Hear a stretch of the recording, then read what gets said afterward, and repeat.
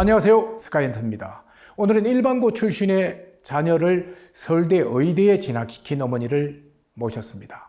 자녀 교육의 노하우 그리고 상위권 대학의 입시 전략은 어떤 내용인지 자세히 한번 들어보도록 하겠습니다.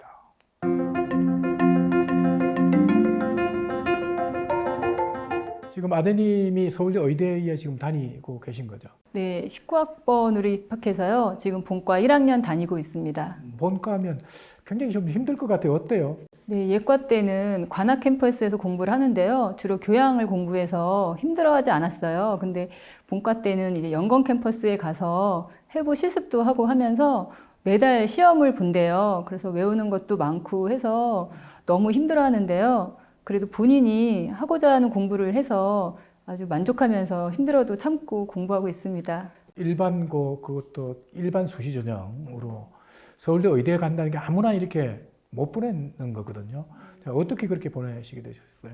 다른 지역은 잘 모르겠는데 인천에서는 한 번도 합격한 사례가 없었어요. 그래서 저도 이게 될까라는 생각을 했었는데 여러 선생님들의 컨설팅도 받고 상담을 하면서 해볼만 하겠다라는 생각이 들었습니다. 아이가 다니는 송도고가 매년 서울대를 한 7, 8명씩 보냈거든요. 그리고 바로 이 선배가 서울대 의대를 인천에서 최초로 직윤으로 들어갔어요. 그래서 그런 사례들을 보고 가능성이 있겠다 싶어서 한번 모험을 해봤습니다.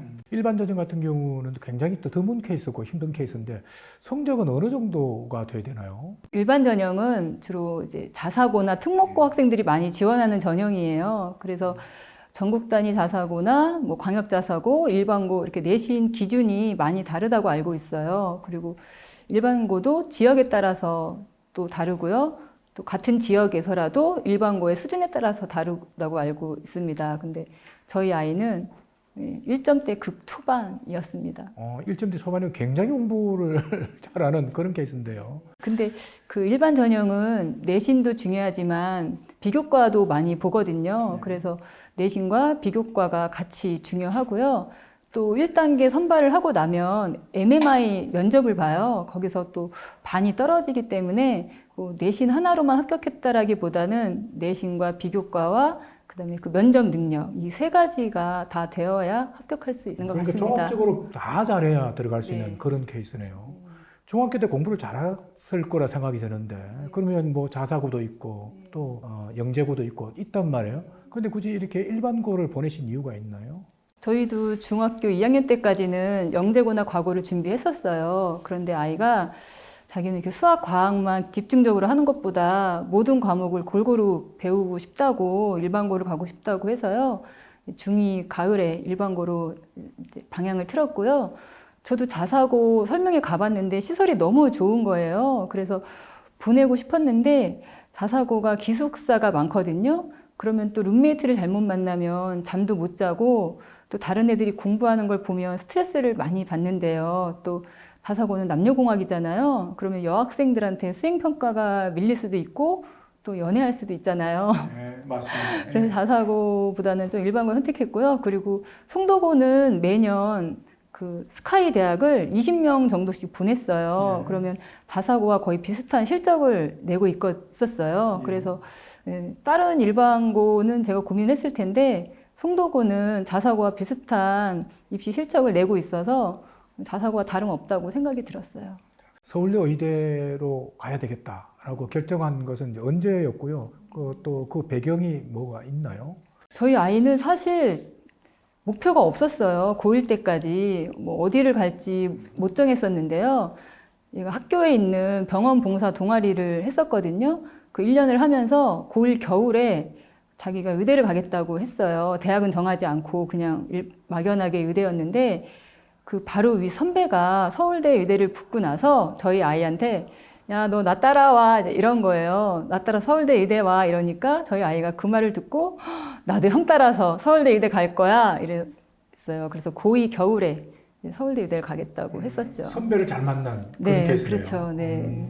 공부만 열심히 하는 그런 일명 우리가 말하는 범생이 스타일이었습니까? 그러면 두루두루 잘하는 그런 스타일이었나요? 저는 이제 체력이 중요하다고 생각해서 운동을 많이 시켰어요. 그래서 선생님 말 잘 듣고 이러는 범생이 스타일이었지만 제가 뭐 공부만 시키지는 않았고요. 그리고 초등학교 때는 예체능도 제가 중요하게 생각해서 초등학교 때는 학예회에서 기타 발표도 하고 중학교 때는 뭐 야구 대표로 또 나가고 고등학교 때는 뭐 농구 배구 학급 대표로도 나가고 또 고등학교 축제 때 노래도 이제 솔로로 부르기도 했었어요. 그래서 모범생 스타일이었지만 다른 것들도 제가 좀 시켰습니다.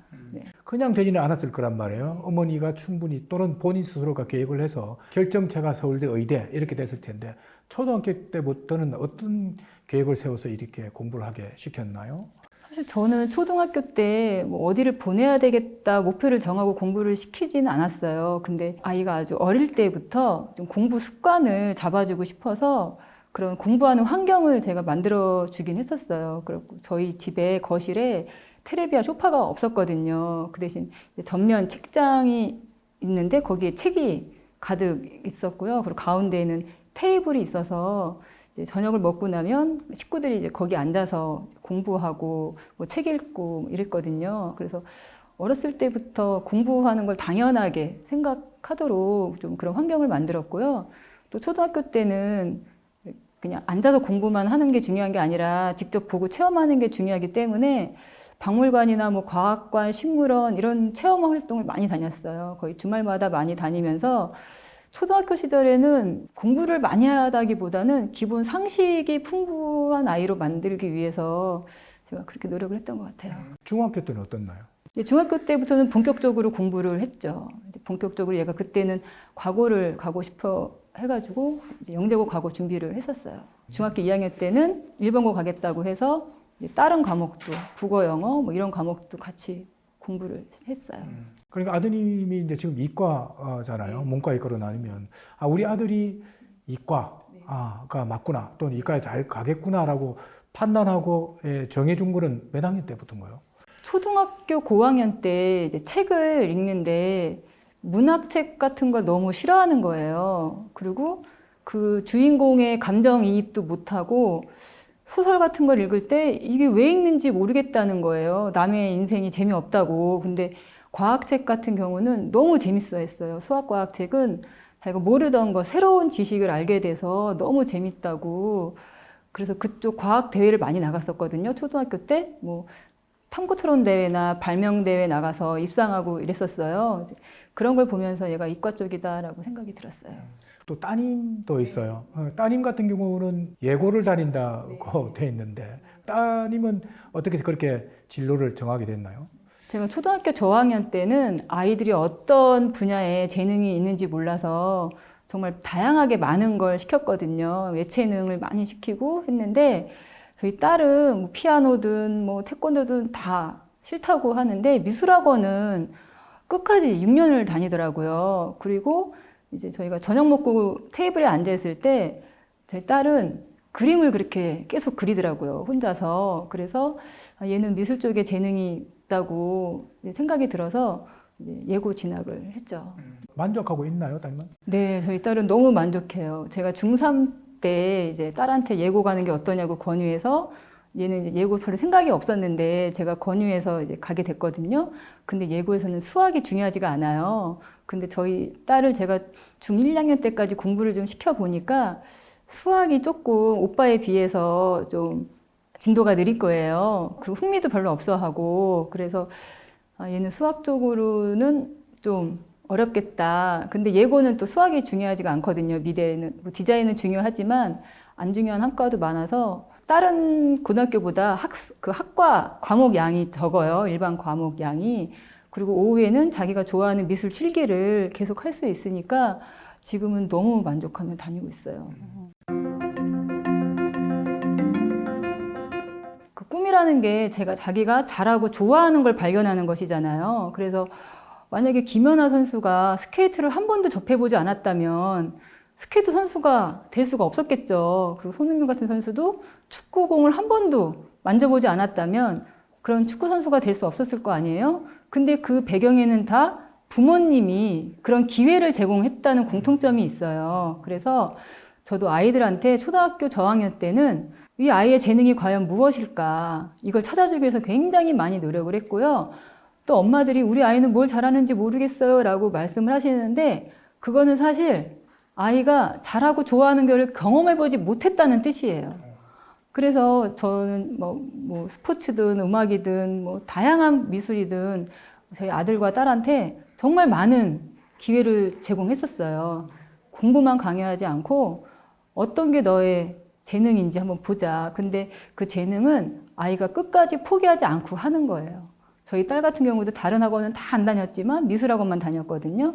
그리고 또 저희 아이도 다른 건 다 싫다고 해도 과학 실험하고 해부하고 이런 활동은 또 꾸준히 했었어요. 이제 그런 걸 보면서 재능을 발견하고요.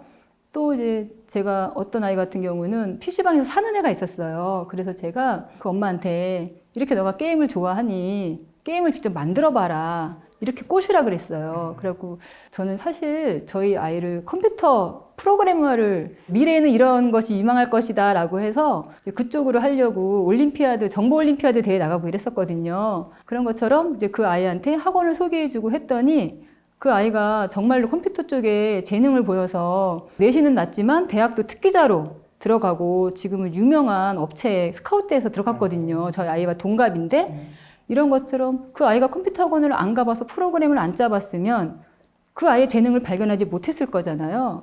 그것처럼 어머님들이 그냥 집에 앉아서 우리 아이는 뭐 잘하는지 모르겠어 이렇게 하실 게 아니라 아이를 데리고 한번 다녀보세요. 다니고 너 조금이라도 관심 있는 게 보이면 그쪽 분야를 한번 더 뭐 책이든지 그런 사람을 만나게 해주든지 뭐 이렇게 하면서 좀 다양한 경험을 해봐야 아이도 내가 뭐가 좋고 싫은지를 알 수 있잖아요. 그래서 지금 초등 한 고학년까지 아이가 뭐 진로가 없다 하면 그냥 공부 같은 거보다는 그런 다양한 경험을 해서 아이가 좋아하는 걸 찾는 게 중요하고요. 중고등학교는 너무 늦었잖아요. 그렇죠. 예, 맞아요. 그때는 그냥 공부하라고 해요. 제가 저희 아이도 고1 때까지 꿈이 없었다고 했잖아요. 예. 그래서 제가 얘기를 했어요. 너가 지금 꿈이 없다고 공부를 안 하면 너는 나중에 선택할 기회가 줄어든다. 너가 나중에 의사가 되고 싶어 할 수도 있고 교사가 되고 싶어 할 수도 있는데 아무나 갈 수 있는 게 아니지 않냐. 근데 너가 정말 그게 너무 하고 싶게 됐을 때 너가 이렇게 이뤄놓으면 선택을 할 수 있지만 네가 지금 꿈이 없다고 뭐 시간을 허비하고 공부를 안 하면 너는 나중에 선망만 하면서 평생 거길 바라보고 나 공부 좀 할 걸 후회하면서 살 거냐. 일단 해놓고 나중에 선택할 수 있는 위치가 되어라. 이렇게 얘기를 했었거든요. 그것처럼 중고등학교 때는 진로를 못 찾았으면 그냥 공부하는 수밖에 없습니다. 네. 아드님이 제법 공부를 하겠다. 그걸 이제 알아챈 시기라 그러나요? 그 계기가 좀 있었나요?